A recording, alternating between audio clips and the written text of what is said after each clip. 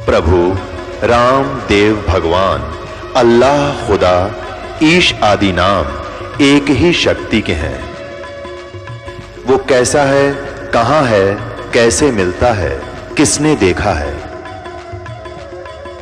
ये प्रश्नवाचक चिन्ह पूर्ण रूप से हटाने के लिए अवश्य सुनिए जगत गुरु तत्वदर्शी संत रामपाल जी महाराज के अमृत वचन सर्व पवित्र धर्मों के पवित्र शास्त्रों के आधार पर।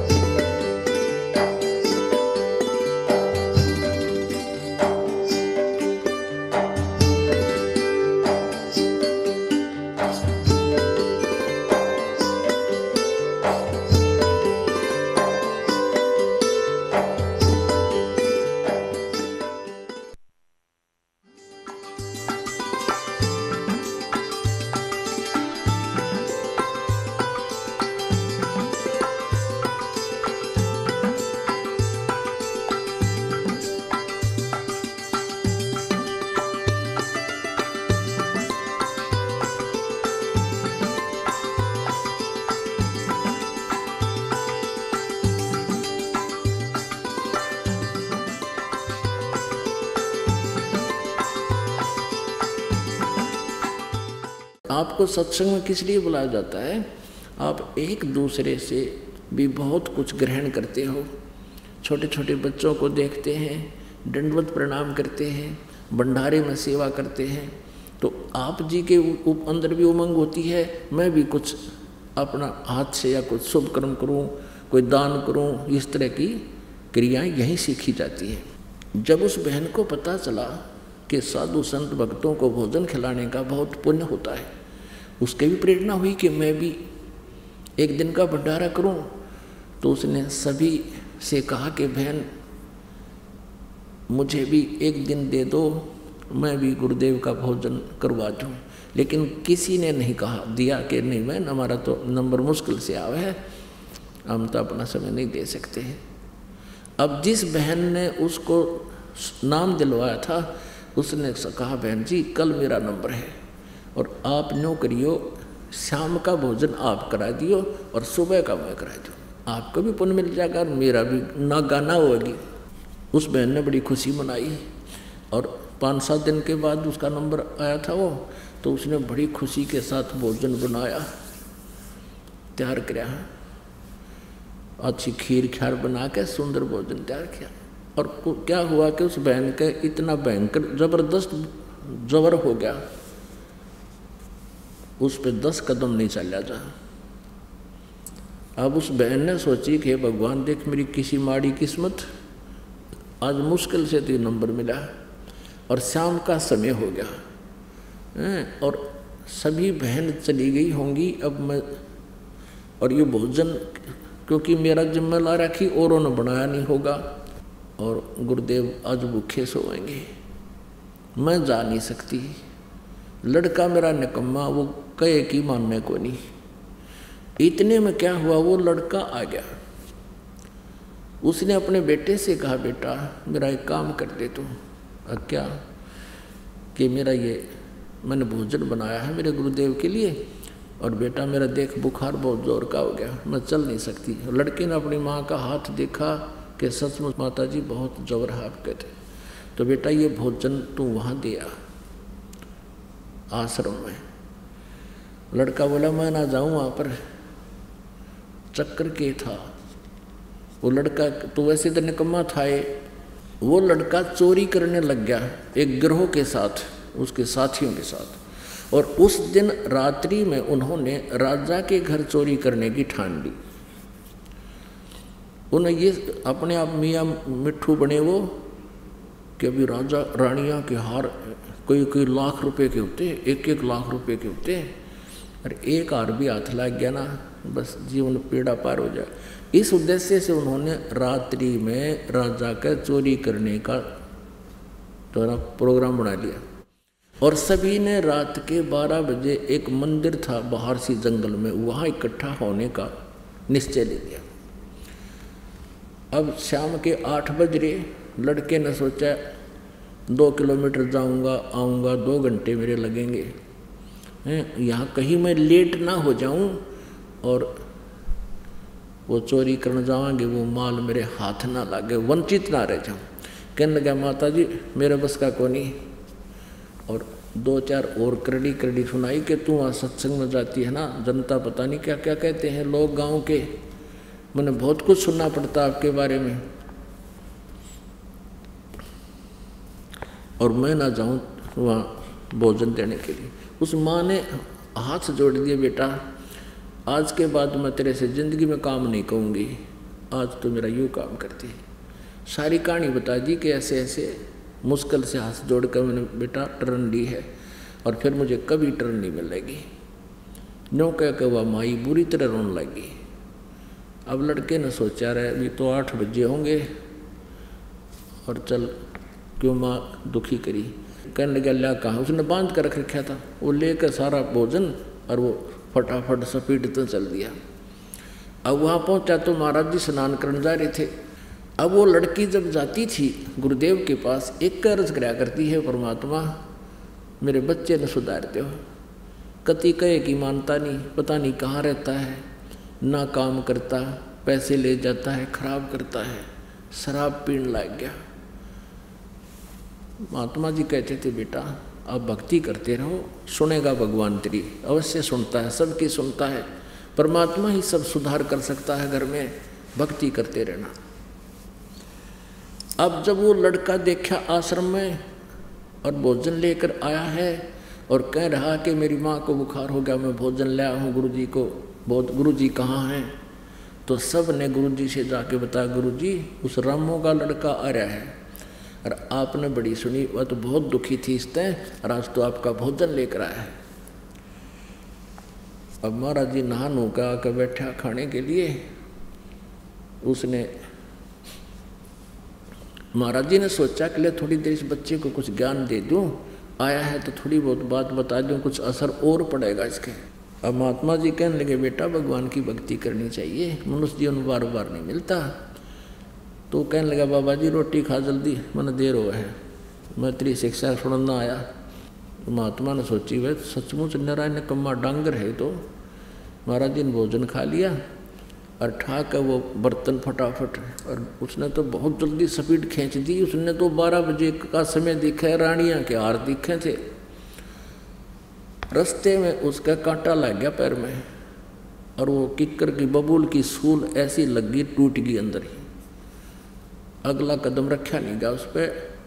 घर पर पहुंचा तो लंग करता हुआ कहीं कहीं पैर टेक रहा है, और आकर वो बर्तन पटक कर मारे अपनी माँ के पास कि गया था तेरे सत्संग में, तेरे गुरुजी के दर्शन करे, आज मेरा कांटा लग गया, आज तने जान दूँ निकल, और ना मैं कदे जाऊँ हैं, और तू तो ऐसी बात बनाया करती, मेरे गुरुजी ऐसे हैं ऐसे हैं। अब उस माई ने सोचा है भगवान देख मेरे किसी खोटे कर्म, हे परमात्मा इसका कांटा आज लगना था, अब यूँ ना मुझे जाने दे और ना आप जावे। देख किसी बात बिगड़ी, अपना सब्र करा, चल मालिक तेरी रजा, जो आप करोगे वही आपकी रजा से होगा, मेरी के पार बसा। जैसा भी दुखी सुखी होकर उस बच्चे से कहा बेटा अब तो सुबह कांटा निकलवाएंगे। जैसा देसी ट्रीटमेंट हुआ करता, तेल ताल लगा के कोई गरम गरम बांध दिया रात में, और वो पड़ा पड़ा अपनी माँ को भूंडी अच्छी कह रहा है, तने मेरा नाश कर दिया, आज पास कते नहीं जाऊँ, और वह बैठी बैठी रो रही है। अब क्या हुआ, उनके साथियों ने आध घंटा उसकी इंतज़ार करी, जाकर राजा के चोरी करने लगे, वो पकड़ लिए। राजा का चोरी करना बड़का खेल था, वो पकड़ लिए तो महामंत्रियों ने सलाह दी राजा को कि हे भगवान ये इतने खूंखार अपराधी जब राजा को भी नहीं बख्शते, आम नागरिक को क्या समझेंगे, इनको कड़ी से कड़ी सजा दी जा। राजा ने कह दिया कल शाम को 4 बजे, वो रात में पकड़े थे, आज शाम को 4 बजे इनको सूली चढ़ा दो, सूली पर तोड़ दो। सूली होती थी पहले एक चक्री सी होती थी, जैसे चाकी का पार्ट हुआ अगर लकड़ का, उसके नीचे से एक बहुत लंबा सरिया आर पार कर देते थे और उसको एंड पर खड़ा कर देते थे उस चक्री को ऐसे, और इसके ऊपर उस व्यक्ति को बांध देते थे, और उसको बांधने के बाद नीचे से एक स्प्रिंग किल्ली से निकाल देते थे, वो अपने आप उस वजन में नीचे आता था। वो आदमी के, व्यक्ति के जिसको सजा दी जाती उसके नीचे से आर पार और सिर में के निकल जाती थी वो तड़प तड़प के भुगत भुगत के मरता था, ऐसी सजा देते थे। और जनता को और भयभीत करने के लिए कोई और भी कोई सिर ना उठा रहा हो चोर, तो पूरे नगर में घुमा दिए उनके काले मुंह करके और यहाँ पर लगा दिए पंपलेट और लिख दिया मैं चोर हूँ, मैं चोर राजा के घर चोरी करता था। और उनसे पुलिस साथ साथ और एक विशेष प्रकार का कोई बैंड बाजा करता था और जनता को पता लग जाता था कि आज किसी को भयंकर सजा दी जाएगी और उसको सब जगह घुमाया जाता था। तो सभी देखने के लिए अपने घरों के बाहर खड़े हो जाते थे नागरिक। तो उस माँ ने सुबह उसका कांटा निकलवा दिया, पीड़ा में आराम हो गया था लड़के का। तो दोनों माँ बेटा बाहर आ गए कि आज किसको सजा मिलेगी।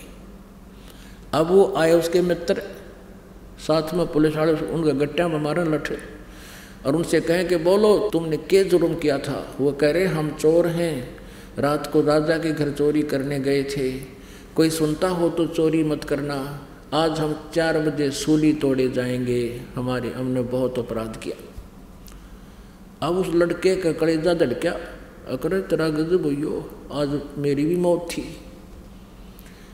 अब वो आगे को चले गए, माँ अपने काम लग गई, उसने जाकर अपनी माँ के सीने से लग गया और बुरी तरह रोए। माँ ने कहा बेटा क्या हो गया, अब तो कांटा भी तेरा नहीं दर्द कर रहा। वो कहने लगा माँ धन्य है तेरे गुरुजी और धन्य है तेरी आत्मा, आज तूने अपने बेटे की जान बचा दी। आज तेरा बेटा माता सूली टूटा हो और मेरी माँ फिर क्यों कर जीवा हो। मतलब उसका फिर ये याद आती है कि माँ मेरा पिता नहीं था, मेरे को आज सूली टूट जाना था, मेरी मृत्यु हो जानी थी और आप कैसे जीवित रहती। अब वो नौका है कि बेटा तेरे को सूली कैसे टूट जाती, मेरा बेटा कौन सा चोर है। अखा माँ मैं चोर भी हो गया था। तो वो कहने लगी रे निकम्मे, मैं तेने सोचूं थी तू शराब का ऐप भी है, तू चोर भी हो गया था। खा माँ मैं कति दुष्ट हो गया था और अब मैं तेरे गुरुजी के पास चलूँगा और नाम लूँगा। माँ मैं माँ के साथ बहुत बुरी तरह रो रहा है।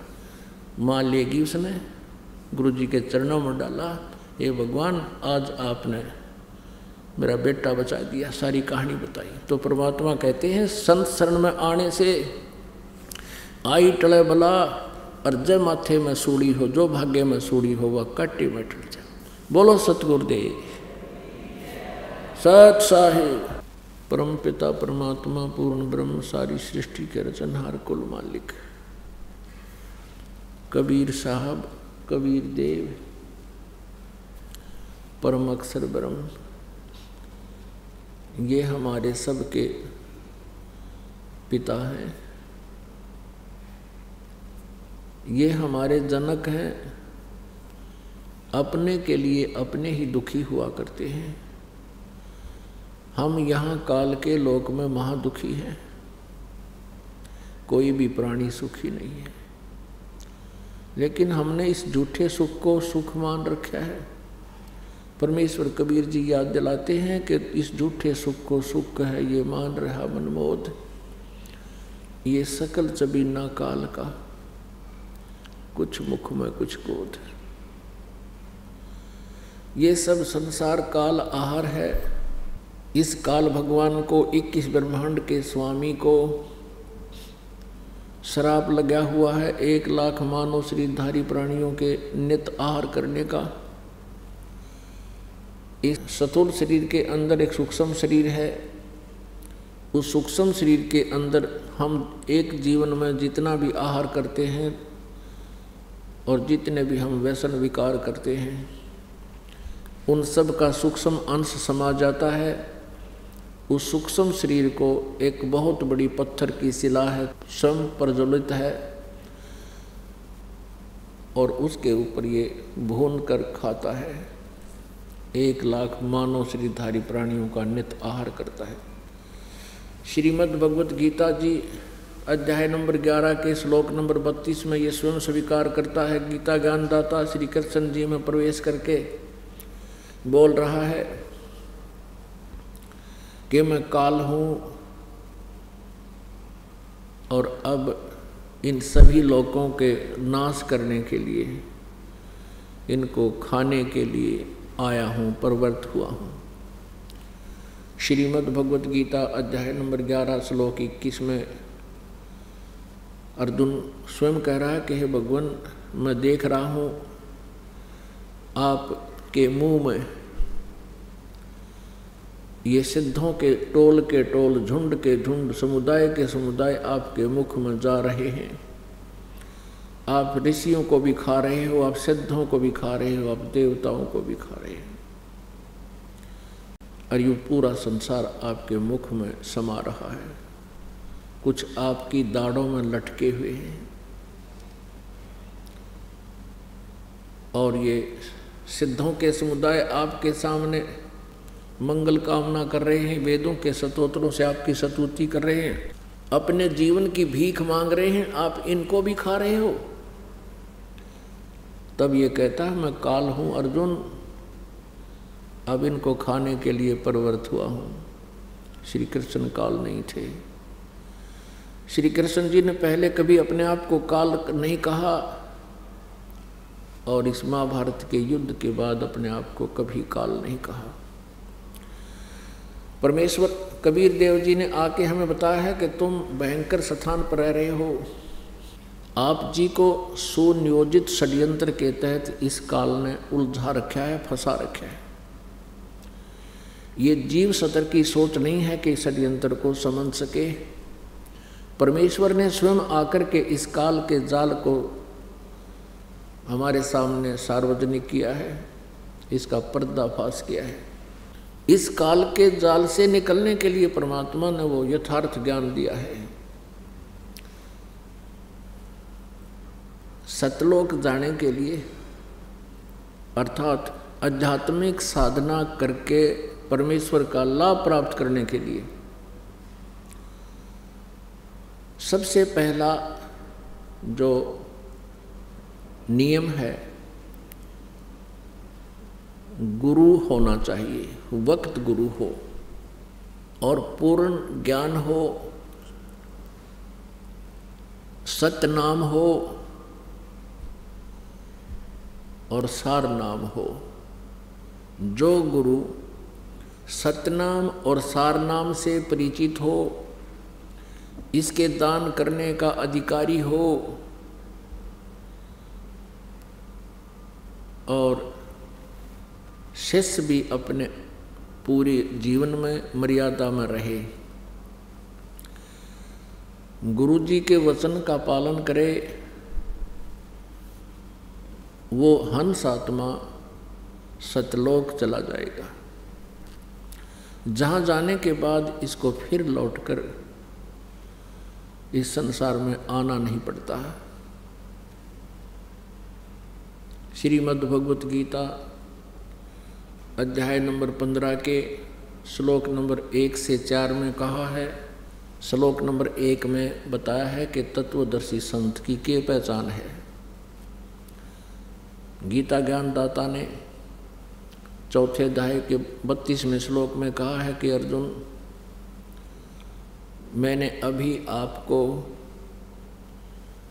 अध्याय नंबर 4 के श्लोक 25 से लेकर 31 तक में जो कुछ भी बताया कि कोई देवताओं की पूजा करता है, कोई स्वाध्याय ही करता है, कोई प्राण अपान की क्रिया को ही करता रहता है, कोई तीक्ष्ण अहिंसा व्रतों का पालन करता है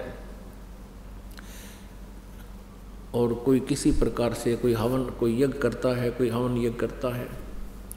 तो ये सभी यज्ञ अर्थात यज्ञ मीन धार्मिक अनुष्ठान साधनाएं, सभी व्यक्ति अपनी अपनी साधना को पाप नाशक जानकर करते हैं। यदि इनको ये पता लग जाए कि साधनाएं ठीक नहीं है तो फिर कोई नहीं करे। इसलिए गीता जी अध्याय नंबर 4 के श्लोक नंबर 32 में कहा कि जिन साधनाओं के विषय में, जिन यज्ञों अर्थात धार्मिक अनुष्ठानों के विषय में अभी जानकारी दी है, इससे अन्य यथार्थ जो भक्ति मार्ग है, यज्ञों की जानकारी है, यज्ञ माने धार्मिक अनुष्ठानों की जानकारी है, वो सच्चिदानंद घन ब्रह्म की वाणी में विस्तार से कहा है। वो तत्व ज्ञान है। इन्होंने अनुवादकर्ताओं ने यहाँ त्रुटि की है, मिस्टेक कर रखी है। मूल संस्कृत में ब्रह्मणे मुखे एक अक्षर है, ब्रह्मणे मुखे। इन्होंने ब्रह्मणे मुखे का अर्थ कर रखा है वेद की वाणी। नहीं, ब्रह्मणे माने सच्चिदानंद घन ब्रह्म यानी परम अक्षर ब्रह्म। मुखे माने उसके मुख के द्वारा उच्चारित उस वाणी में, उस अमृत वाणी में। ये धार्मिक अनुष्ठानों की जानकारी विस्तार के साथ कही गई है, वो तत्व ज्ञान है। उस ज्ञान को तू तत्वदर्शी संतों के पास जाकर समझ, चौथे अध्याय के 34वें श्लोक में। और वो तत्वदर्शी संत तुझे उस परमात्म तत्व का ज्ञान कराएंगे। अब गीता ज्ञान दाता अपने से अन्य किसी अन्य परमात्मा के विषय में जानकारी के लिए यहाँ कह रहा है। उसके लिए बताया 15वें अध्याय के एक श्लोक में कि जो उल्टे लटके हुए संसार रूपी वृक्ष की सभी पार्ट्स, सभी विभाग बता दे। जड़ कौन भगवान है, तना कौन है, डार कौन है, शाखा कौन, पत्ते क्या है। सवेदवित वो वेद के तात्पर्य को जानने वाला है, अर्थात वह तत्वदर्शी संत है। परमेश्वर स्वयं आते हैं। कबीर देव जी, कबीर साहब, वो काशी वाले धानक, वो काशी वाले दुल्हा, प्रत्येक युग में आते हैं। वो पूर्ण ब्रह्म है, परम अक्षर ब्रह्म है।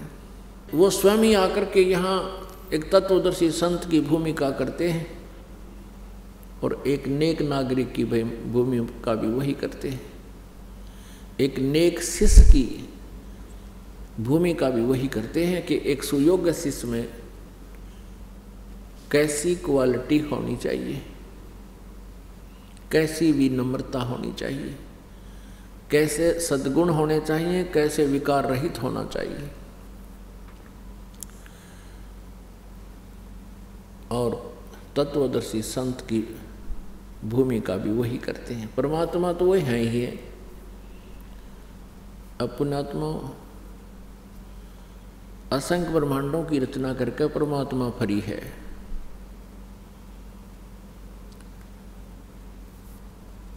और परमेश्वर ने अपनी वचन शक्ति से प्रत्येक पदार्थ में गुण भर दिया है।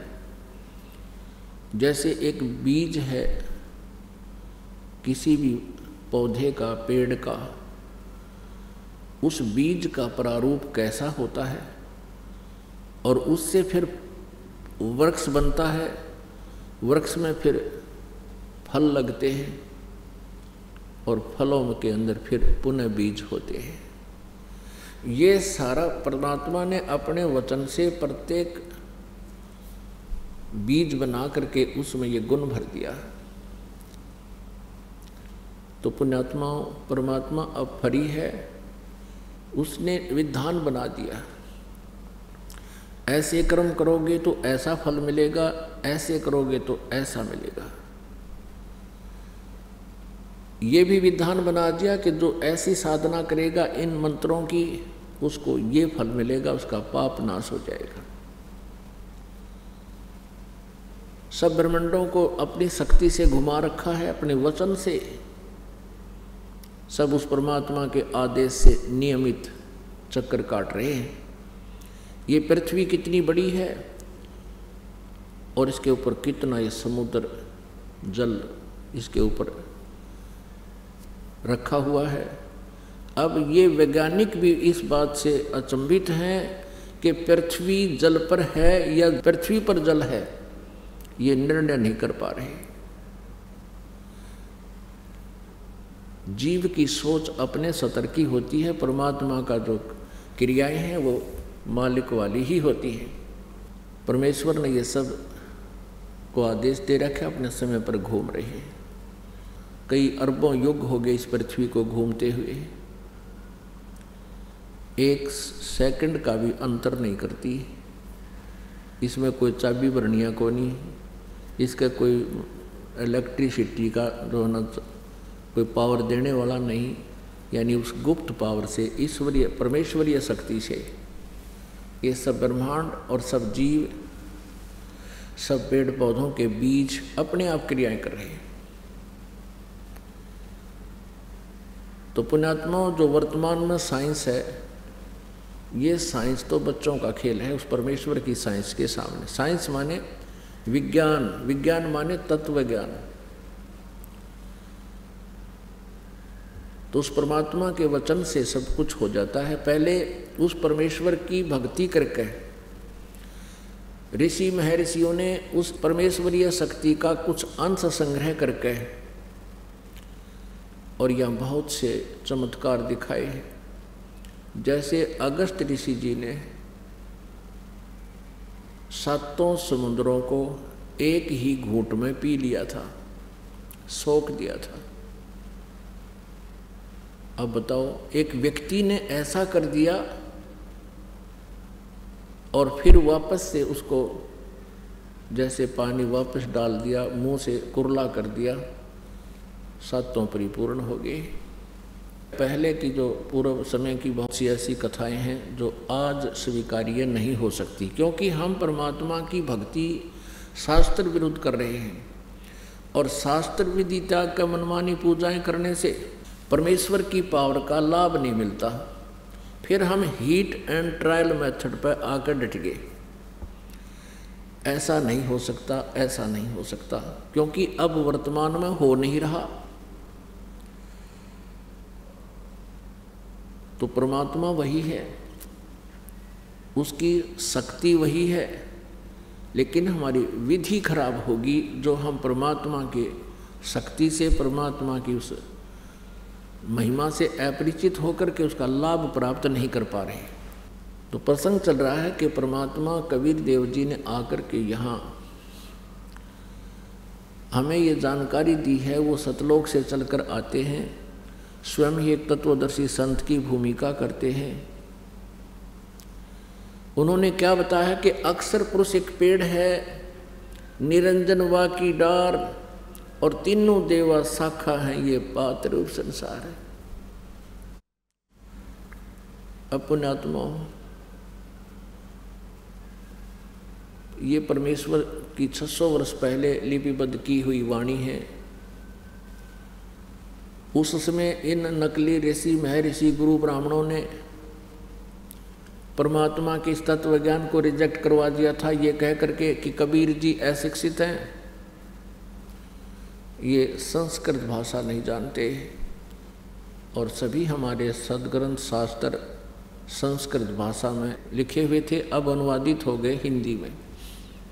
आज हम भी पढ़ सकते हैं कि उनमें क्या लिखा है, और परमेश्वर की वाणी भी हम पढ़ सकते हैं। परमात्मा ने 600 वर्ष पहले क्या कहा था, तो आज हम ये पहचान सकते हैं कि कबीर इज गॉड। जिनको हम ऋषि महर्षि गुरु मंडलेश्वर माना करते थे, उनको कह कह का भी पता नहीं था अपने सदग्रंथों का। आज तक ये हमें नहीं बता सके ब्रह्मा विष्णु महेश की क्या स्थिति है, जबकि हमारे सदग्रंथों में इनकी जीवनी लिखी हुई है कि ये ज्योत स्वरूपी काल, सदाशिव कहो, काल ब्रह्म कहो, ये इनका पिता है, और ये शेरा वाली अष्टंगी दुर्गा,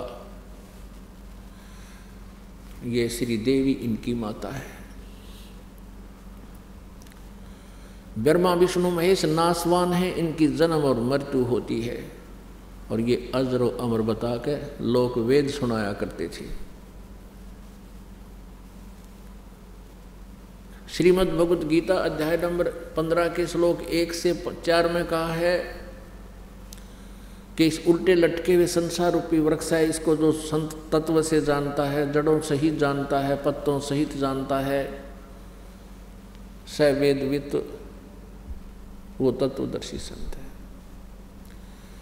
तत्वदर्शी संत की प्राप्ति के उपरांत उस तत्व ज्ञान से इस अज्ञान रूपी अंधकार में हम भटक रहे थे। उस तत्व ज्ञान रूपी शस्त्र से इस अज्ञान रूपी गुत्थी को काट के उसके पश्चात यानी तत्व ज्ञान से परिचित होकर उसके पश्चात परमेश्वर के उस परम पद की खोज करनी चाहिए, जहाँ जाने के बाद फिर लौटकर संसार में कभी नहीं आते, अर्थात जिनकी कभी जन्म मृत्यु नहीं होती, पूर्ण मोक्ष हो जाता है।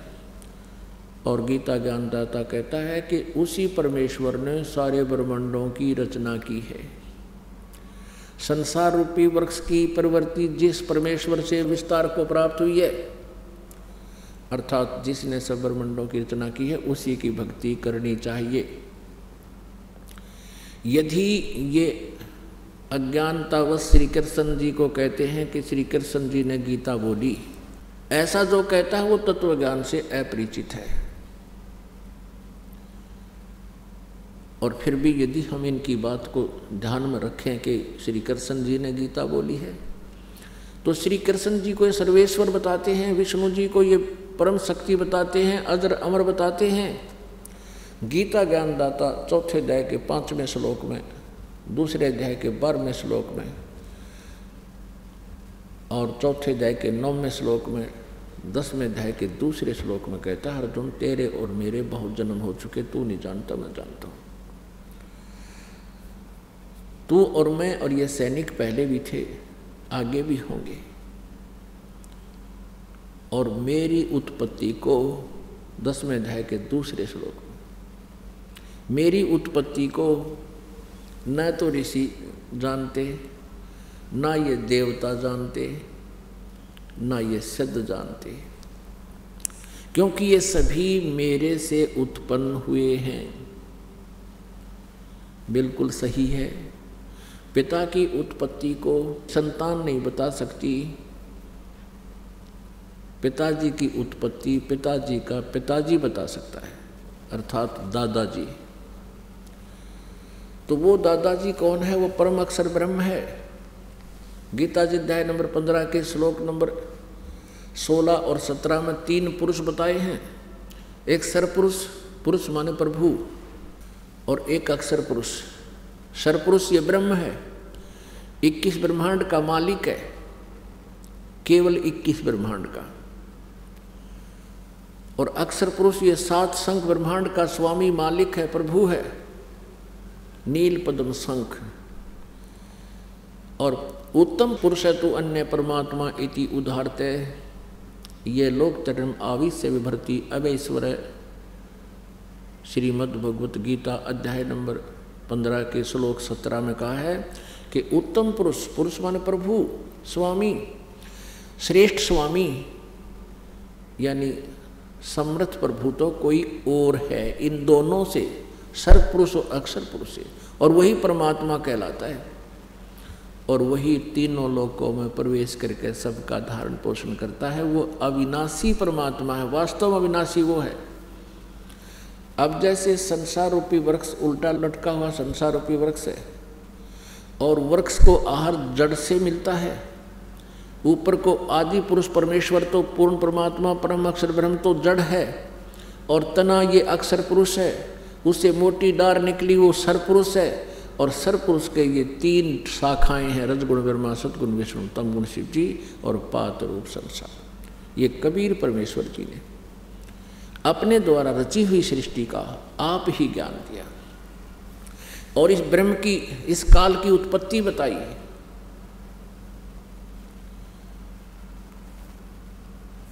तो पुण्यात्मा, हम परमात्मा से बहुत दूर हो चुके थे। हम उनकी पूजा करते थे जो हमारे किसी भी प्रारब्ध में परिवर्तन नहीं कर सकते। न ब्रह्मा जी कर सकते, न विष्णु जी कर सकते, न शिव जी कर सकते, न ब्रह्म कर सकता, न परब्रह्म कर सकता, न दुर्गा कर सकती। केवल परम अक्षर ब्रह्म हमारे भाग्य में परिवर्तन कर सकता है, हमारे पापों का नाश कर सकता है, और पाप नाश होने से हमारे संकटों का निवारण होगा। जैसे पैर में कांटा लगा है, उस कांटे के कारण जो दुख है, कांटा निकलने से ही उसकी राहत मिलेगी।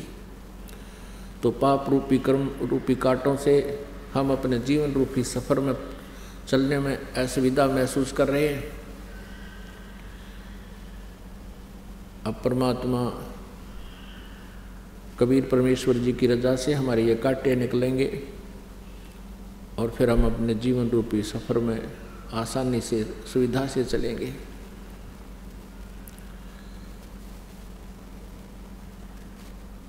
अब आपको बताया कि इस परमात्मा के पाने के मार्ग में सबसे पहला गुरु हो,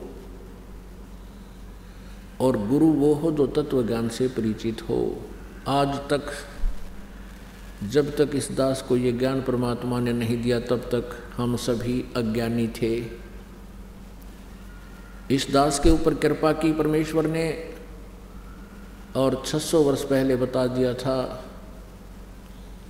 कि जब कलयुग लगभग 5500 वर्ष बीत जाएंगे, तब इस ज्ञान के प्रचार करने वाला महापुरुष आएगा। यानी वो तो महान आत्मा है, परमात्मा तो महान है, महान को महान ही नजर आते हैं सभी, लेकिन उस परमेश्वर ने अपने इस दास को आज भेज दिया आपके पास अपना ज्ञान प्रचार करने के लिए। कल आपको कबीर सागर में दिखाया था, कबीर वाणी बोध सागर पृष्ठ 136 पर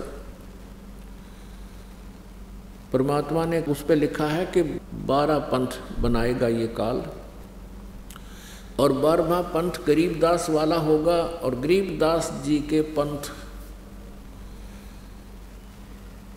में मेरी महिमा की वाणी उजागर होगी। कारण क्या है कि 600 वर्ष पहले कबीर सागर कबीर वाणी सच्चिदानंद गणब्रह्म की वाणी का लेखन कार्य हुआ था, लिपिबद्ध हुई थी।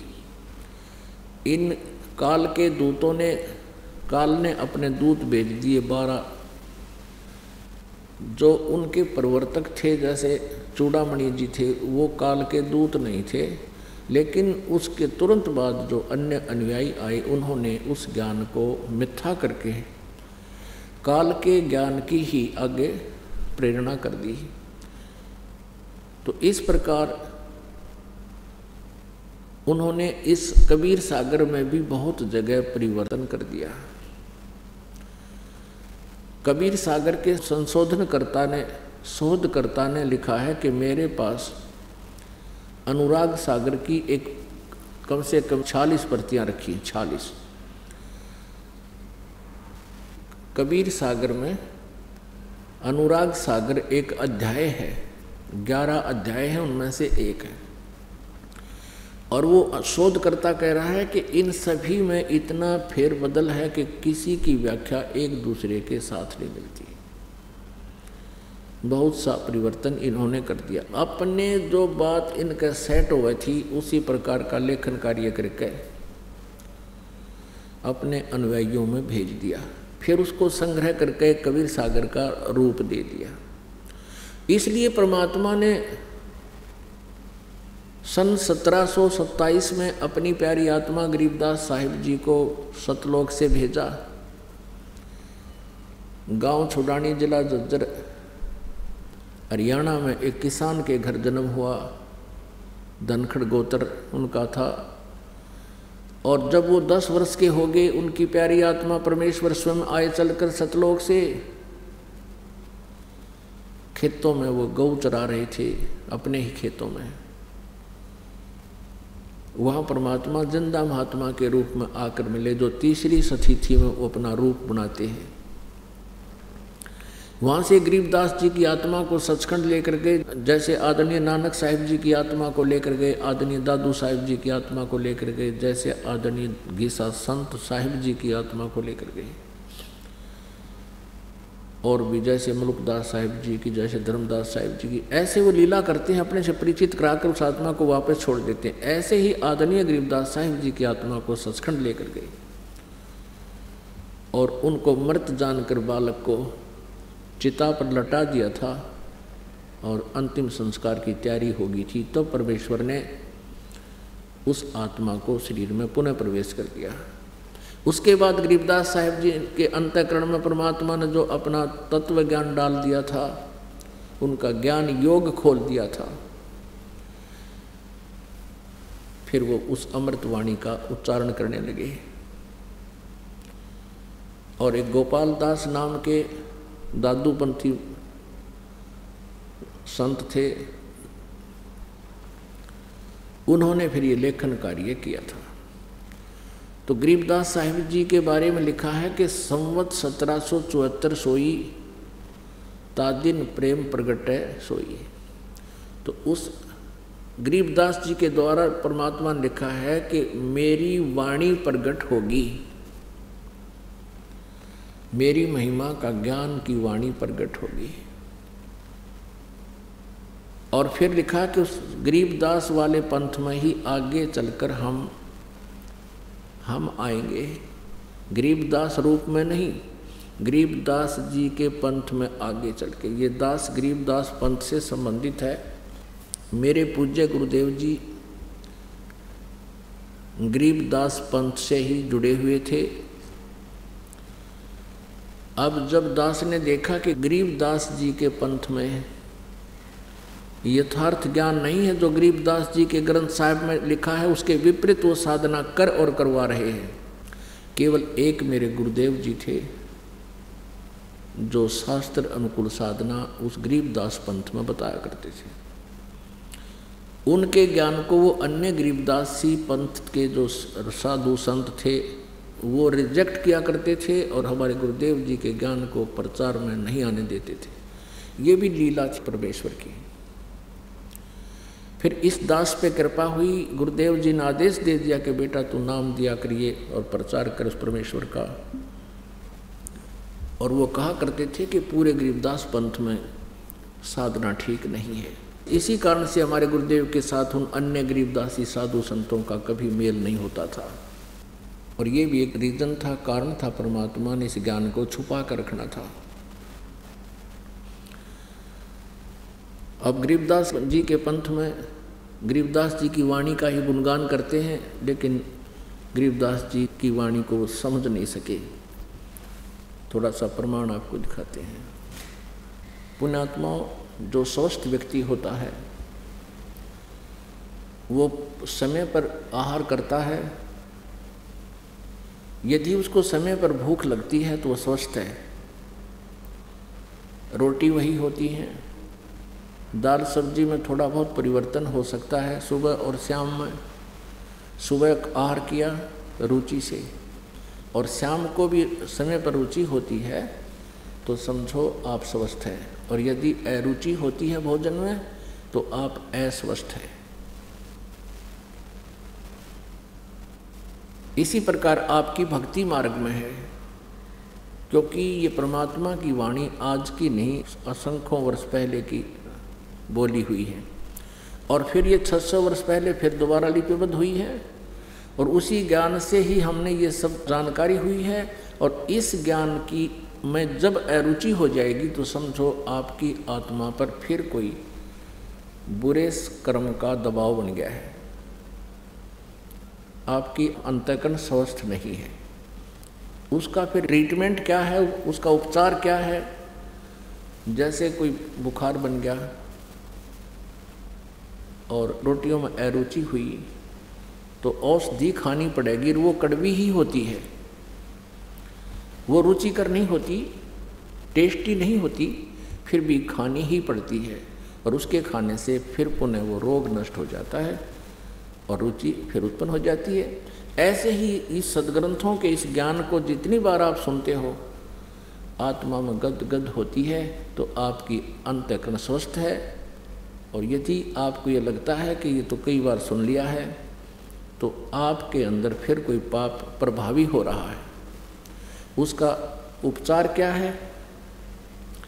उसका ट्रीटमेंट यही है कि न चाहते हुए भी सद्ग्रंथों के इस ज्ञान को रह कर सुनता रहे और फिर पुनः फिर रुचि उत्पन्न हो जाएगी। तो इसी दृष्टिकोण से परमात्मा की महिमा जितनी बार सुने उतना ही अधिक आनंद आना चाहिए। तो आपकी भक्ति ठीक चल रही है। अब जैसे हम मंत्र जाप करते हैं, वो नाम तो एक ही तो है और दिन में हजारों बार करते हैं और उतना ही आनंद आता है। ठीक इसी प्रकार इस ज्ञान को समझना चाहिए। देखिएगा, इस कबीर सागर में आपको दिखाते हैं, खेमराज श्री कृष्णदास प्रकाशन बम्बई से प्रकाशित है कबीर सागर संपूर्ण 11। ये है कबीर पंथी भारत पथिक स्वामी युगलानंद विहारी द्वारा परिष्कृत, मुद्रक एवं प्रकाशक हैं खेमराज श्री कृष्णदास, अध्यक्ष श्री वेंकटेश्वर प्रेस, खेमराज श्री कृष्णदास मार्ग, मुंबई। अब इसमें आपको दिखाते हैं इन 12 नकली पंथों की जानकारी। ये परसों भी दी थी आपको। ये है कबीर वाणी और ये बोध सागर है। इसके 136 पृष्ठ पे हम देख रहे हैं। ये 12 पंथ काल ने कहा था, मैं 12 पंथ नकली चलाऊंगा और अनेक पंथ बनाऊंगा। 12 पंथ काल फरमाना, भूले जीव न जाव ठिकाना। ताते आगम कह हम राखा, वंश हमारा चूड़ामणि शाखा। प्रथम जग में जागू भरमावे। यहाँ देखिएगा, ये है बोध सागर कबीर चरित्र बोध। यहाँ पर इन्होंने इसमें बिल्कुल स्पष्ट लिखा है कबीर साहब के पंथों का वृत्तांत। प्रथम है नारायण दास जी का पंथ, ये है चूड़ामणि जी का पंथ है। इन्होंने गलत लिखा है। नारायण दास तो पहले कबीर साहब से अलग हो गया था, वो तो कबीर पंथी बना ही नहीं था। चूड़ामणि जी का है, यहाँ दिखाएंगे, देखो।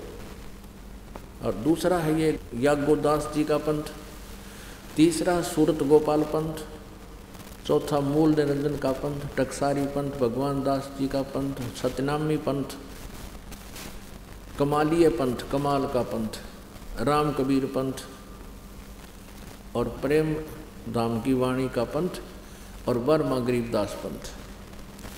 अब ये यहाँ क्लियर लिखा हुआ है। यहाँ पर देखियो,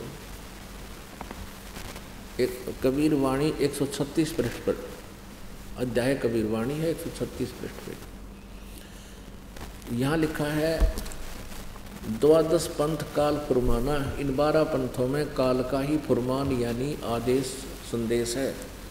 और भूले जीव न जाव ठिकाना, गरीबदास पंथ तक 12 पंथों का के विषय में कहा है। ताते आगम कह हम राखा, वंश हमारा चूड़ामणि शाखा। ये प्रथम यहाँ से शुरू होता है। प्रथम जग में जागू भरमावे, ये दूसरा है जागू। यहाँ आपने देखा, ये देखो यहाँ दूसरा है। प्रथम नारायण दास है, वहाँ नारायण दास का जिक्र नहीं है, चूड़ामणि है, वो सच्चा है, वो वाणी है परमेश्वर की। यहाँ इन्होंने फेरबदल कर दिया है। और दूसरा जागू यानी याज्ञोदास, जागू कहो याज्ञो कहो, सूरत गोपाल, मूल निरंजन, भगवान दास, सतनामी, ये सब दिखाएंगे आपको। अब यहाँ आएगा फिर आज 136 पृष्ठ कबीर वाणी पे। अब यहाँ आना चाहिए दूसरा जग में जागू भरमावे। प्रथम चूड़ामणि है और बिना भेद व गर्म चुरावे, ये तीसरा है सूरत गोपाल और चौथा मूल निरंजन। तीसरा यहाँ चौथा मूल निरंजन वाणी, इन्होंने तीसरा लिखा है। लोक वेद की निर्णय ठानी, दंत कथा बना रखी है लोक वेद। चौथा पंथ टकसार पंथ और पांचवा फिर ये बीज पंथ, ये छठा सातवां है, वैसे सातवां आठवां है, फिर ये इन्होंने छठा लिख रखा है। यहाँ सातवां है सतनामी पंथ, सतनामी प्रकाश, और सातवां है जीवा पंथ, राम कबीर पंथ। 10वां है ये 8वां लिख रखा है, 9वां है, और ये है 10वां ज्ञान की काल दिखावे। और ये ज्ञानी पंथ, ज्ञान का पंथ, ये प्रेम धाम की वाणी पंथ, और ये फिर जीवा पंथ, और ये है 10वां भेद परम धाम की वाणी, ये जीवा पंथ, जीव दरडावे। और यहाँ पर है फिर इस ये 10वां नहीं, ये 11वां है। 12वां यहाँ से शुरू हो जाता है।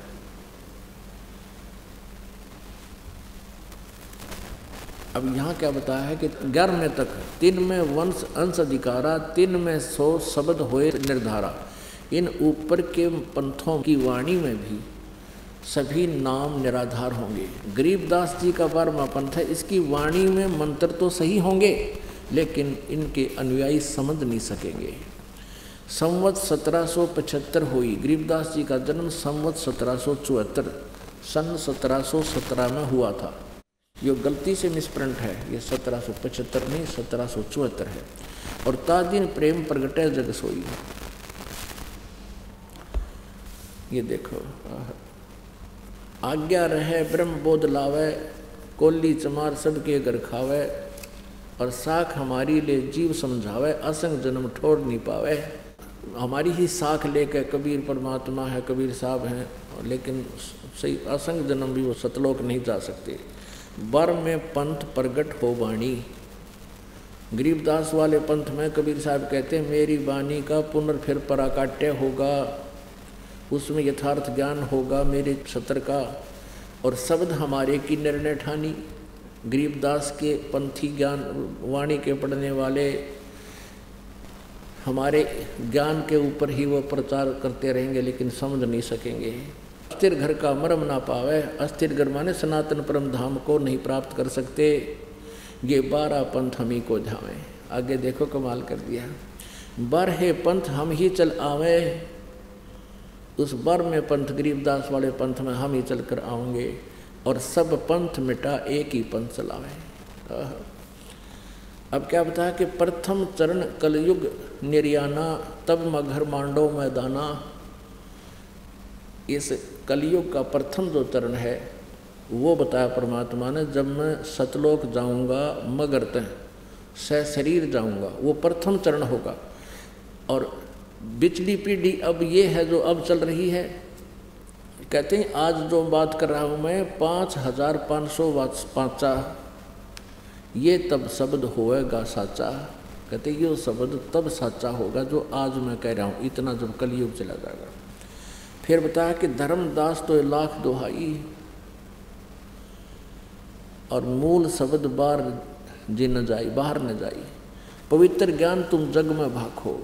ओह, मूल शब्द यानी मूल ज्ञान, पवित्र ज्ञान तुम जग में भाखो, मूल ज्ञान गोई तुम राखो, गुप्त रखो। मूल ज्ञान जो बाहर पर ही, यदि इन काल के दूता का ये तत्व ज्ञान हाथ लग गया तो बिचली पीढ़ी हंस नहीं तरही। आज ये दास आपको कैसे भिन्नता बताता है, नकली गुरुओं की वाणी आपके समक्ष लिपिबद्ध हो चुकी है, उनके ज्ञान का हमें पता है, और आज परमात्मा ने यथार्थ ज्ञान दिया वो भी आपके समक्ष है। तो यह कहे मूल ज्ञान जो बार जो पर ही, बिचली पीढ़ी हंस नहीं तरही, 33 अरब ज्ञान हम भाखा। कबीर साहब कहते हैं मैंने 33 अरब वाणी बोल दी, मूल ज्ञान अभी तक गुप्त ही रखा। मूल ज्ञान तुम तब लग छिपाई, जब लग 12 पंथ मिट जाई। अब देखो 134 पृष्ठ पे, ये आप 136-37 पे पढ़ा कबीर वाणी में, और यहाँ देखना 134 पृष्ठ पे। ये क्या बता है कि प्रथम वंश उत्तम, ये चूड़ामणि जी के बारे में कहा है। दूसरा पंथ अहंकारी, ये जागू पंथ के बारे में कहा है। तीसरा वंश प्रचंड, ये 12 पंथों के बारे में जानकारी दी है। 11वें वंश प्रकट सारा, और 12वें पंथ प्रगट होए उजियारा। 11वें वंश प्रगट पसारा, और 12वें पंथ प्रगट होए उजियारा, यानी गरीबदास जी के द्वारा मेरी महिमा का पुनः उजियारा होगा, लेकिन क्लियर नहीं होगा उसमें। और 13वें वंश इस दास के विषय में कहा है, 13वें वंश मिटे सकल अंधियारा। मेरा 13वां जो आवेगा इन 12 के बाद गरीबदास वाले पंथ में, 13वें वंश मिटे सकल अंधियारा। एती दगा काल की सबाई, और तत्व बिंदु की टेक रह जाई। कहती ये 12 पंथों में काल ने खूब अज्ञान और दगा कर रखा होगा, लेकिन फिर भी इस तत्व ज्ञान की टेक रह जाएगी और मेरे बच्चे उसको समझ सकेंगे। 13वें वंश इन 12 के बाद जो 13वां आएगा, कहते हम ही चल कर आएंगे। सुनना है तो दास को भेज दिया अपने कुत्ते को परमात्मा ने आप जी को जगाने के लिए। 13वें वंश मिटे सकल अंधियारा। आज ये सकल अंधियारा ज्ञान का मिट गया, अज्ञान का नाश हो गया। परमेश्वर ने हमें यही जानकारी दी है पुण्यात्माओं, ये सब ज्ञान गुप्त रखा हुआ था और अभी तक इसको पिटारे को खोला नहीं था प्रभु ने। अब इस दास के माध्यम से आपके रूबरू करा दिया। कबीर साहब कहते हैं, नौ मन सूत उलझिया ऋषि रहे झकमार, और सतगुरु ऐसा सुलझा दे उलझे ना दूजी बार। अब इस कलयुग में यो ज्ञान, आध्यात्मिक ज्ञान अब उलझे नहीं गा,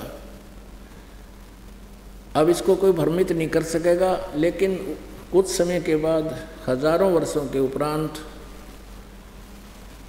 ये प्राणी भक्ति योग नहीं रहेंगे, वो अंतिम पीढ़ी होगी। प्रथम चरण कहते हैं, मगर से मैं जो जाऊंगा वो प्रथम चरण होगा, और कलयुग के लास्ट के सभी जीव मानव शरीरधारी कृतघ्नी हो जाएंगे, शराबी क्वाबी हो जाएंगे, और कोई भी भक्ति योग नहीं रहेगा।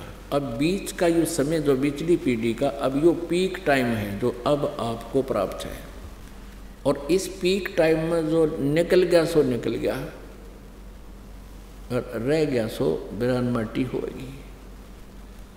कहते हैं, माया काली नागनी अपने जाए खाते, कुंडली में छोड़े नहीं 100 बातों की बात।